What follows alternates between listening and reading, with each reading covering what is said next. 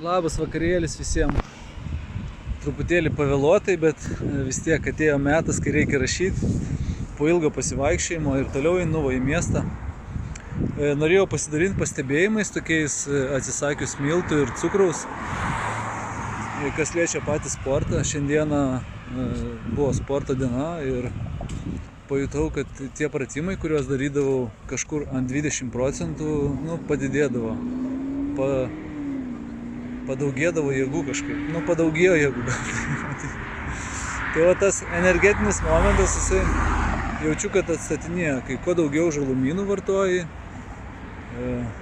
ir nevartoji miltinių patiekalų, tai iš tikrųjų kosmosas darosi. Ir tokia laisvė atsiranda. Vat laisvė daryti, kas širdis geidžia.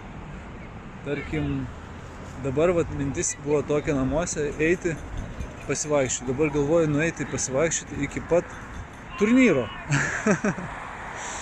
Turnyro, pokerio turnyro. Kažkada labai intensyviai žaisdavau, tai dabar reikia pabandyti sužaisti ir pažiūrėti, kas bus. Tiesiog su ta nuotaika, kai truputėlį jautiesi kažkiek atsigavęs, nors truputėlį, trupučiuką. Tai va. Tai linkiu gero vakaro visiems ir bendrai gero gyvenimo linkiu. Tiesiog nuostabaus gyvenimo.